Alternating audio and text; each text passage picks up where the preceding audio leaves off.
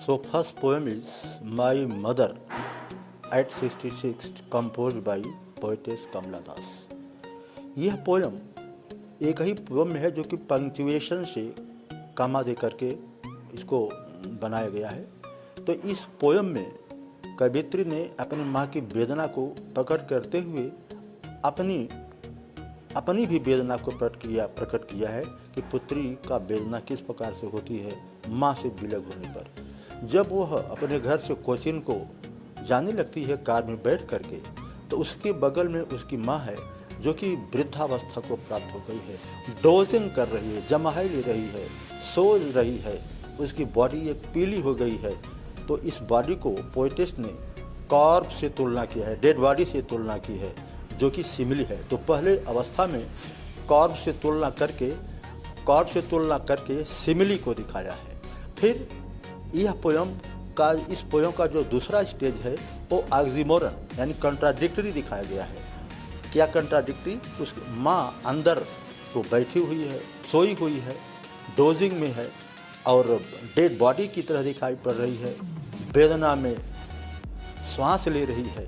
जबकि अपने इस भाव को जब वह अत्यंत दुखी हो जाती है तो वह अपन गाड़ी से बाहर की तरफ देखती है, जो बाहर की तरफ देखती है कि पेड़ जो हैं वो दौड़ रहे हैं। गाड़ी से जाने पर तो पेड़ दौड़ते हुए दिखाई पड़ेंगे।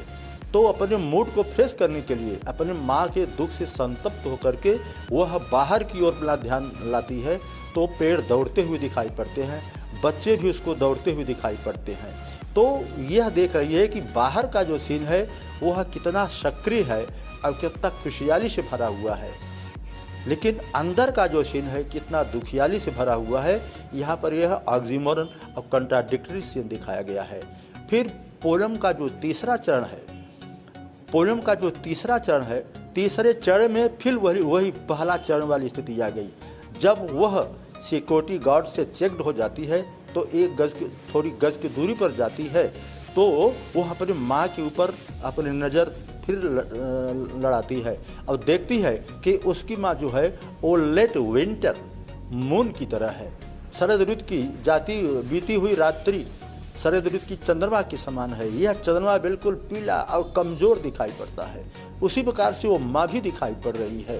तो अब इसको देख करके फिर उसका जो फेमिलियर एज है, फेमिलियर एज, यहाँ पर दो वर्ड दिया गया है लास्ट में, familiar age and childhood fear. Familiar age है कि जो उसका चिर परिचित दुख है। चिर परिचित दुख तो यहाँ पर दो प्रकार से कहा जा सकता है। एक तो जब पहली बार वो कार में बैठी थी तो माँ को देख करके दुख से संतप्त हुई थी, यह तो परिचित दुख है। फिर दूसरा परिचित दुख है यह है कि इसी प्रकार से वह भी वृद्धा हो जाएगी, वह भी मृत्यु को प्राप्त होगी। यह भी एक प्रकार का एक परिचित दुख है। और चाइल्डहुड फियर क्या है? चाइल्डहुड फियर है कि पोएटिस जो अभी चाइल्ड है वह भी इसी प्रकार से वृद्धावस्था को प्राप्त होगी। पता नहीं उसका कोई सेवा करेगा कि नहीं करेगा, उसकी भी डेथ होगी। तो इस प्रकार से दोनों प्रकार के फेमिलियर एज और चाइल्डहुड फियर ये दोनों उसके अंदर आ जाते हैं। और माँ से जब विलग होने को तैयार हो जाती है तो माँ को 3 बार स्माइल दे करके माँ को कंसोलेशन और ढाढ़स देती है ताकि माँ घबराए न। वह स्माइल 3 बार इसलिए कहती है ताकि माँ को यह ढाढ़स दे सके। यहाँ पर रिपीटिशन फिगर ऑफ स्पीच है तो स्माइल, लेकिन है तो स्माइल देखने में, लेकिन अंदर से यह पोएटिस की फीलिंग है। यहाँ पर स्माइल शब्द जो है यह फीलिंग का भाव दे रहा है। तो फीलिंग तो ऑक्सीमोरन है, लेकिन फिगर ऑफ स्पीच रिपीटिशन है, फिगर ऑफ स्पीच रिपीटिशन है।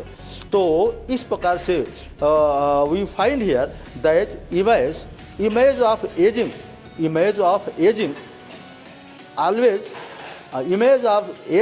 Always has depressed her more and more.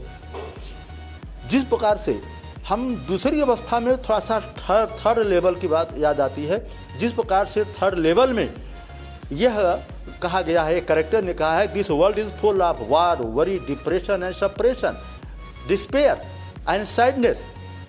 Third level में कहा गया है। तो वो अपने इस डिप्रेशन और सैडनेस को दूर करने के लिए जो कैरेक्टर है वो म्यूजियम की ओर जाता है, वह ऐसे जगह जाता है पर जहाँ पर शांति शांति है, जहाँ पर कि भीड़ नहीं है, तो वह अपने मूड को फ्रेश करता है। तो थर्ड लेवल की बात यहाँ भी आती है, हम इसको उदाहरण के रूप में दे सकते हैं। तो दूसरे स्टेज पर कॉन्ट्राडिक्टरी कहा गया है, तीसरे स्टेज पर फिर माँ से विदाई ली गई है। Smile smile repetition figure of speech दे करके 3 बार इस्माइल इस्माइल किया गया है। So in this way we find here poetic device, simile, oxymoron and repetition figure of speech, and we find here suggestion that in these old days parents hope that their son or daughter would serve her, but it is totally contradictory. It is totally contradictory. And the main word is, इसमें जो main शब्द हैं वो dose है, corpse है, sprinting tree है, spilling children है, late winter, moon है, स्माइल स्माइल स्माइल, ये वर्ड मुख्य रूप से हैं। So in this poem actually we find that there is a spontaneous overfilling of the sadness in the heart of the poetess regarding to her mother, who is going to be separated. The poetess has been conquered by the sadness, by the aged mother, and she is unable to bear this sadness.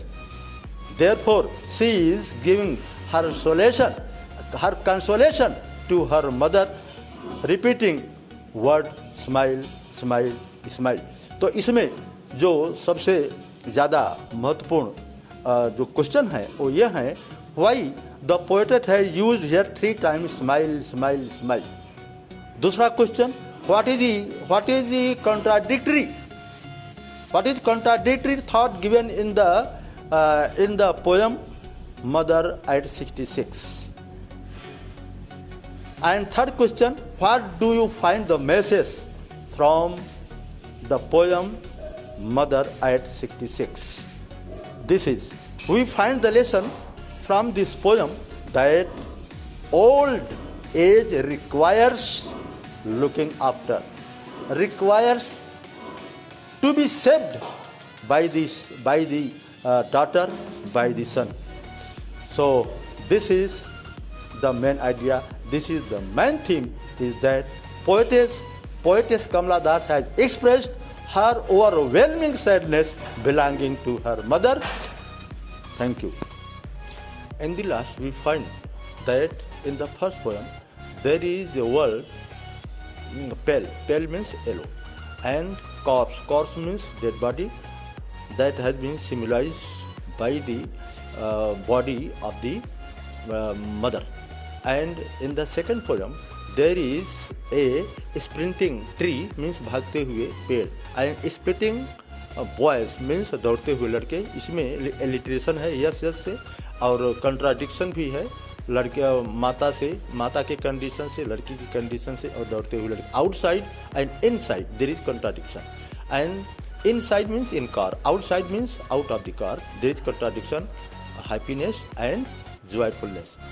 इसके बाद when means empty, and winter, late winter moon means moon has no shine and no strength, symbolized to the bad condition, sad condition of the mother.